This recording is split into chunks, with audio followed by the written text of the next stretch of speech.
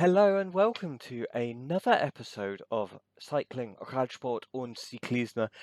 This time we have a French rider. I speak a little bit of dodgy French at the start, and Bénédicte gives me an amazing answer, which some of it I don't understand even on listening the second time, but that's our relative levels of French, her being French and me not. She's an amazing chat, super easy to talk to, very insightful. We talk about how her year's been, how her career's been, and also the difficulties she has. And I think we underestimate like the whole rider, and I think that's something a lot of us could do better at understanding. So take a listen, let me know what you think, and yeah, just enjoy. So, bonjour. Comment ça va? Bonjour. Ça va très bien, merci. Ah ouais, et pourquoi es-tu un cycliste? J'ai commencé à faire du vélo avec mon voisin, mais ma famille, sinon, elle est pas du tout, il n'y a pas du tout de cycliste. Et j'ai tout de suite aimé, surtout pour les sensations de vitesse et d'adrénaline un peu que ça peut procurer quand j'étais plus petite. Et maintenant que je suis plus grande, c'est aussi pour pouvoir voyager, pour faire partie d'une équipe et avoir des gens autour de moi et tout ça. Et j'aime beaucoup la communauté cycliste en règle générale. Wow. Quel intéressant. That was about as much French as I could muster. I understood bits of that, um, Yeah, but I think we should probably go over that. So, like, how yeah, come, like, why are you a cyclist? What got you into it? I got that you like the adrenaline rush and the speed of yeah, it. yeah. But yeah, like, what was your journey into cycling? Yeah, so basically it's what I've just said in French, but I think you understand it better now. So I've started with my neighbor when I was like very little. I was Oh, wow. 5 or 6, something like that. Mm, And like I was already very competitive. My parents were not, and no one in my family was into cycling. mm, They got into cycling with me, but they were not at first. But my dad was doing rugby, and my mom was a horse, an equestrian. yeah. And so, yeah, we've got lots of horses at home. And so she did races and stuff like that. And so, yeah, so I was like into competition when I was young, but not really into cycling. And then I got this neighbor who was like doing MTB. Mm, Uh, and he was going to school with me as well. And so one day he just said like, do you want to come to this race with me? And I was like, yeah, I'm not gonna come and watch you, I'm gonna go and compete, and I'm gonna beat you, you know. And so yeah, that's just how I started cycling. And yeah, and then I just kept going. I got registered into a club and just raced from that, I guess. wow. And like so I started with MTB, but I was like so bad, I crashed all the time and it was awful.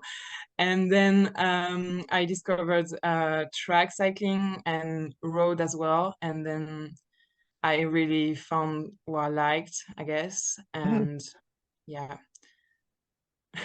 yeah, that's really interesting. 'Cause, yeah, that transition from mountain bike to track is kind of Yeah, that's a long jump. Um, what yeah, it was was it just about? Sorry. like, yeah, it was just like my MTB club when I was young. They were doing this track, this like they took all the riders to the track Mm, so that we could discover what it was like. And I guess I was lucky that I was living close to a track, because otherwise I don't think I would have ever known it, because there are not that many in France, and some are there are not a lot of people riding on them, and so yeah, I guess I was lucky on that part. Yeah. Yeah, that really is lucky. What sort of events did you specialize in on the track? I've seen that you've done a bit of team pursuiting, and Yeah, I assume it's going to be endurance based, but yeah. what sort of is your métier in so to say for the track? Yeah, I did. Well, actually, I did all the events when I was young, like Mm. sprint and endurance. And there are not that many sprinters in France, girl sprinters. Mm. So even in at elite level, if they were not there because there was another race at the same time or stuff like that, I would compete and sometimes win in the Wow. sprint, but that was like really not my specialty. But I really liked uh sprint, like the one against one in Mm. sprints. Like I Match found that sprinting. like so funny, and like it's technical and tactical, and I think it's really great, but sadly I don't have the legs to do that. So I focused on the endurance, and yeah, I did team pursuit, individual pursuit, Madison, Omnium, like all of it really. Wow. And also like I assume the individual pursuit helps with the time trialing. Because you Yeah, do have a yeah, victory at the Chrono des Nations. Yeah, I'm yeah, trying so hard to do it properly. I can like when I'm not focusing, I can say Chrono des Nations so easily, but yeah. now I'm under pressure. I've said it badly.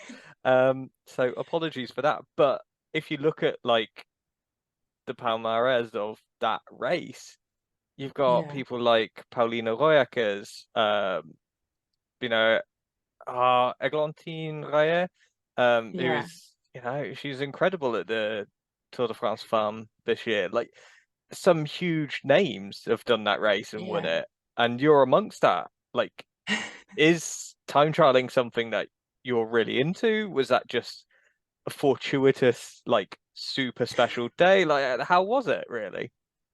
Yeah, well, I used to do like a lot of TT and like really focused on that when I did track and TT and not so much of real road racing. Hmm. So yeah, I guess the track really really helps with the TT because it's like those short efforts and knowing your limits, knowing what pace you can keep for a certain distance. I think track really helps with that. And also we really prepared it a lot with my coach, and so yeah, it was some big goal. And yeah, I did the Chrono des Nations and some French championships as well Mm. in juniors and elite level. And like, yeah, it's something I really like, but I like to do it if I'm like ready for it and if I've prepared a lot, because I think time trial, if you don't prepare for it, it's like awful. Like it can Mm. be your worst day on a bike ever if you're not ready for it. So yeah, I guess I like it if I'm really focusing on it and if it's a big goal. Yeah, I'm actually thinking back to when I rode a little and like time trials were interesting Yeah, because if you get that pacing wrong, it really hurts and yeah, you're just stuck with your own thoughts for half an yeah. hour with Yeah, nothing to do. exactly. It's like, great, it's just suffering and pain. But yeah, but then if you get it right, it's Yeah. like insane. It's so cool. You're like, Mm. oh my God, I'm so fast. And I've had some days like that, and it's just days when you know you're made for that. I don't know. You know that cycling is like awesome. Like, Mm. oh, that's so cool. Or like when you've decided a pace before, like with your watts and stuff like that, and then the first like 5Ks, you're like, it's so easy, and you go faster and faster all the way, and you're like, oh my God, that was such a good day. Do you ride it then to like a speed schedule or a wattage schedule, or like how do you plan your Yeah, time trials? it's more like we go in different parts, like Mm, on the course, if there's a climb, a descent, some part that's more technical, stuff like that. And then each part we've decided, we get a special wattage, and like we say like it's 200 watts there, 300 there, and like we don't really look at the average, but we really look at each part in mm, particular. And yeah, it's mainly in watts. And I also like to do it like without anything, like we do on the track, but mm. then you have to really know yourself and to really know what you can do. And yeah, it's like two ways of seeing it, I guess. But I think I like the old way, like when you're just alone with your sensations, your feelings, and you're Mm. like, Yeah, yeah, I totally get that. Like the very traditional way of doing it. yeah, Um, yeah, there's a lot to admire about doing it that way and just going, yeah, I feel good. I can push harder here. yeah, Um, yeah, that really works. And that's interesting that you've got that mindset because everything's getting so technological. Um, so yeah, that's really interesting. Um, so yeah, like you had that win as a junior, and yeah, then like what was your progression? Because obviously now you're riding for Das Hansling. They're a yeah, British team. Like, how do you get yeah, from riding in France? Like, I will be honest, there's not a lot of information about you on places like First Cycling, even on like previous years. So I yeah. couldn't actually tell you which club you rode for, but obviously you know that. But how do you go from riding, I assume, in France to Yeah. going across to a British team where you're one of two people who are not British? Yeah, so like before, like when I did road racing in like junior and before that, I didn't really have a team. It was more like we've got regions in France, and Mm, each region has a team, but it's like if you're in a club that's in the region, then you're part of the regional team. okay. And then we do a lot of races like that. And Mm, so I did most of them with my region. And then we've also got like the French team, obviously. And I was in the academy, like the French academy, hmm where there are like all the youngsters from the French team that was on the track. And so we had this track team with the academy, and we also had a road team to compete on like average races, like not international, but some big races. hmm And so, yeah, I did mostly that, but I didn't race that much on the road. It was mostly on the track. And I've had some results on the track, and the Dyson Sling team, they're really into track as well. hmm There are a lot of British girls that are in the British team, Yeah. track team. Yeah. And so I'm actually the one who contacted them, and I said like I'm looking for a team. Do you need someone? And they were like, yeah, sure. Wow. So yeah, and but I didn't race that much on the road before, and they really trusted me with what I can do on the track, what I can do in TT, and yeah, I guess it was like a bet for them because I didn't race that much on the road, but yeah, they gave me a chance, so it's really cool of them. Yeah, yeah, it's really nice. And like they've got an amazing team. Yeah, You know, with like Francesca Hall, Frankie, like Sammy Stewart, Emma Jeffers as well is like an yeah. incredible sprinter despite like just what 18 now, I think.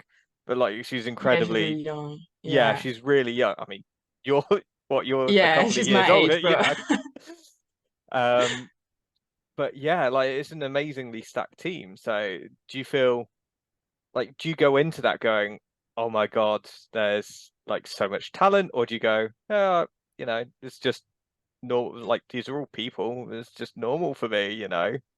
yeah, well, actually, I didn't follow much of UK racing before joining the Mm. team, and so I didn't know most of the girls.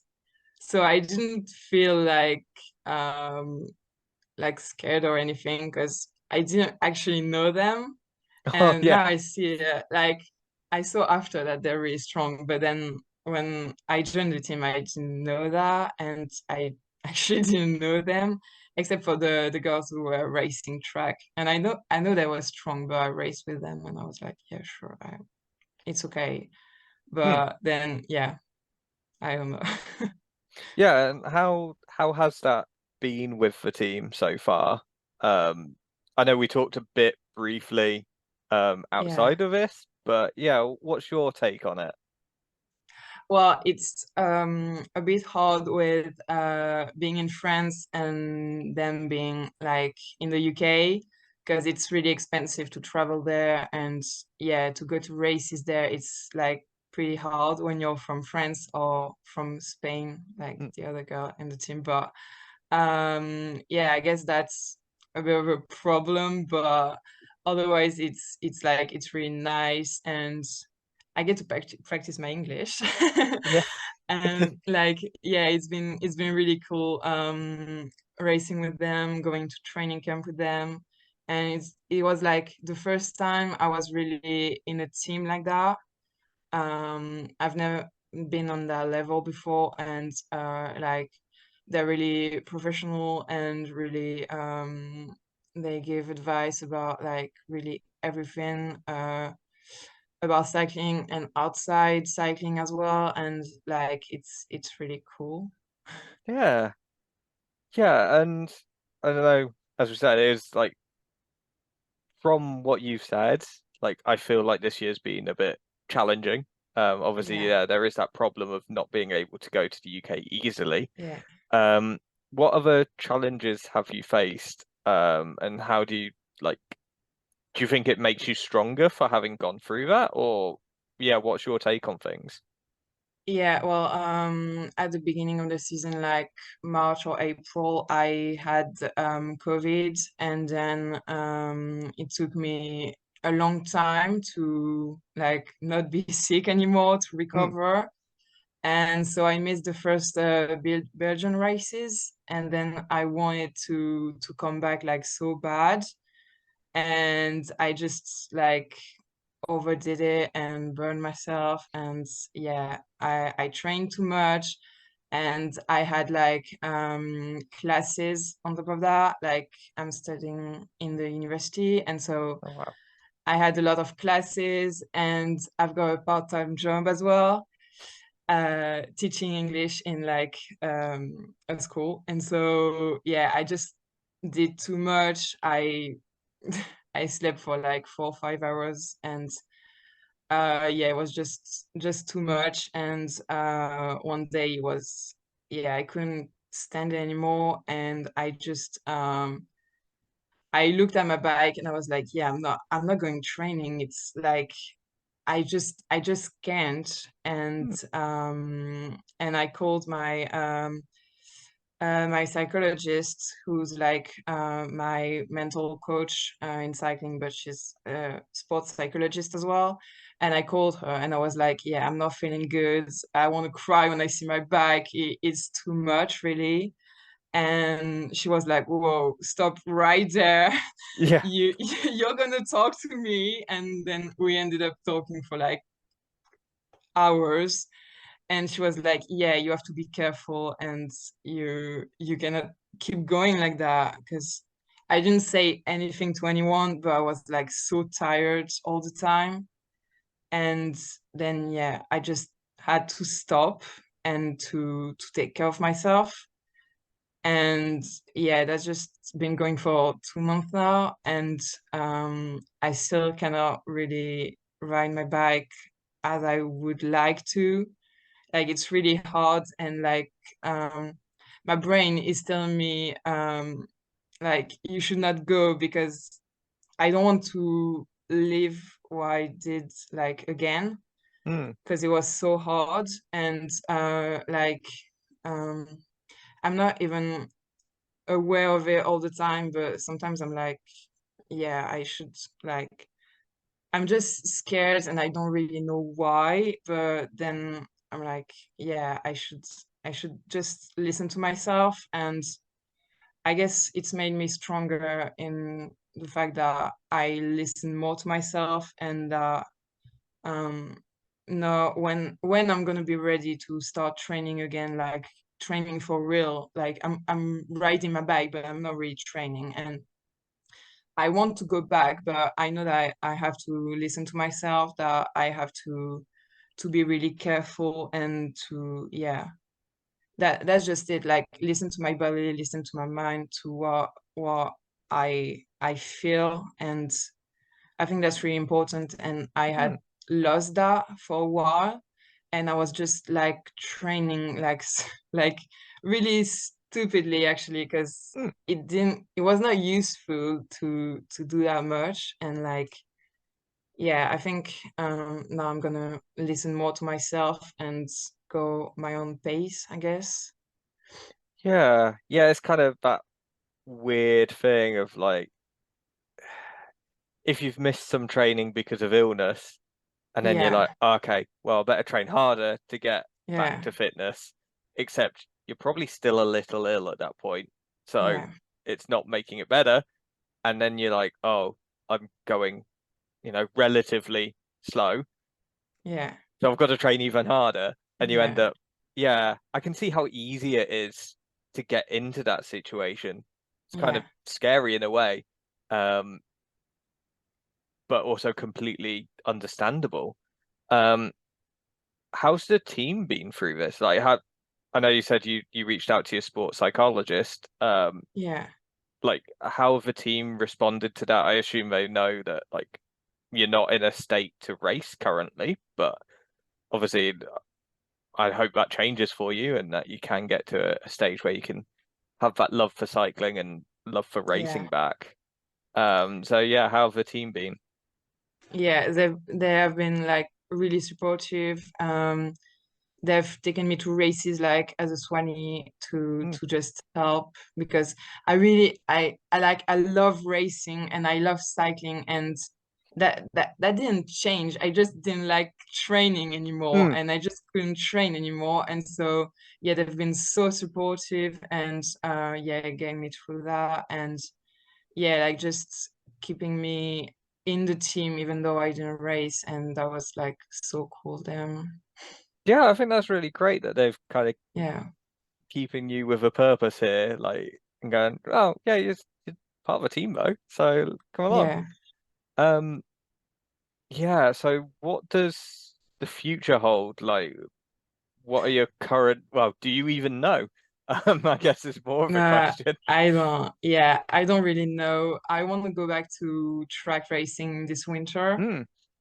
And yeah, because that's like really what I've I've started cycling with, I guess. And I it's something I really love. I really enjoy racing on the track. And I want to go slow, like starting training slow again, but I know that on the track I can actually race even though I'm not at my best, Hmm. because I'm like pretty good with tactics and stuff, and I know I can get myself through a race. And so yeah, I'm just gonna do that for a while, and then I just see how it comes back, if I can start really training intensively again, and if I can reach the level I had before. But it may take like a few years maybe, but it's like it's fine. I'm 19. It's like not the end of the world. Yeah, yeah, it's easier to say you've got plenty of years when you're your age. Yeah. When you get to my years, it's like, you know, I think to be fair, this year is the year that I've gone. I probably won't make it to the Tour de France, actually. You get to that stage, yeah, actually, like there's time to put the dream away. Um, Yeah. but yeah, No, so you should never put your dreams away, I think. like, but yeah, so track is clearly going to be great. Um, Yeah. I guess one advantage of a track is, if your legs explode or you just can't ride anymore, it's like, well, I can just stop, you know, Yeah. ride on the Côte d'Azur, you're done. Like, Yeah. if it's in a road race, you could be 20, 30 kilometers from the clubhouse. Yeah. You're like, I'm still gonna ride all this way. Yeah. So yeah, that works quite nicely actually. Um, so yeah, do you get to? I'm quite naive to some things with track because when I was growing up, like Yeah. trade teams were allowed to do World Cups. So you had like the Minsk Cycling Club doing World Yeah. Cups, but they're not anymore. It's all nations. So are you allowed to do you get to ride your Das Hansling um kit often Oh. on the track or Well, we cannot ride World Cups, but there are a lot of other races. yeah. So that I can actually ride with my road team, and I had a track team as well. So I'm like, yeah, I can do those races still, like national, even international. There are not that many female cyclists who do Mm, track, and so international races, like you can go even if you're just like on your own or whatever. And yeah, and I really love like 6 days and stuff like that. mm, And I used to do a lot of them. And really, I think that's what I'm gonna try and go for. Maybe not this winter, maybe next winter, because it's like there's a huge level on those races, yeah. and you have to keep going for like 3 4 days. And yeah, you have to go to like have this endurance. And yeah, but it's like those are races where you're invited by the organizers, and Mhm.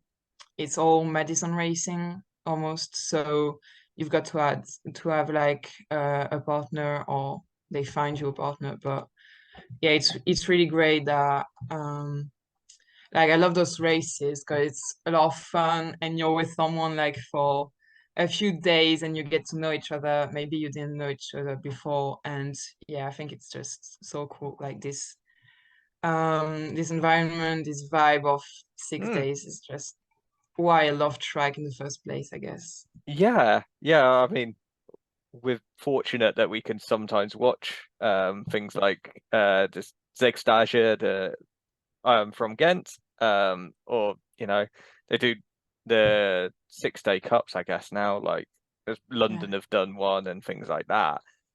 Is there a favorite track that you've ridden on? Because obviously every like to the untrained eye every track's the same, but Yeah. to people like yourself every track is very slightly different, Yeah. even the ones that are 250 because Guadalupe is what 333 and outdoors, and Yeah. Jakubka is 167 and really tight bankings, which is great for 6 days because it's Yeah. so quick to take a lap. Like, Yeah.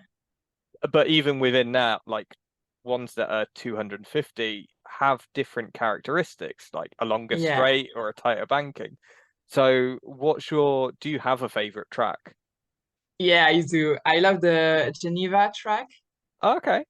Like it's 166 meters, and it's like insane because you're going so fast, Mm, and you're doing Madison, and like it's even like it's like when you take a turn too fast on your car, it just makes you go the other way. mm, And then it's like that in the turns in Geneva, and it's just insane. And like just the feeling of it, it's like so unique. And yeah, I guess it's like really my favorite velodrome ever, like really. But it's a bit dangerous when you're doing medicine because you're all like uh, very tight together, but it's so fun. And Yeah. yeah, I just really like tracks that are going super fast. And like when you're on 166 meters, it's like going super fast because you're in a turn and you have like almost no straight line. Like it's always turning and it's Hmm. just insane. Yeah, and like I imagine for a Madison on a short track like that, Yeah. do you even get to rest? Because like as soon as you've swung up, it's like time to come back down. Like, Yeah, but yeah, it's different, I guess, but you also go faster like at the top of the track, and so I guess it doesn't uh come back that fast. But then it's also good because you can be like 100% all the time hmm, because the time you spend like actually in the race is really short and you can just do those efforts again and again and again, and it just yeah, it's like you can really go 100% all the time, and yeah, it's really cool. oh wow.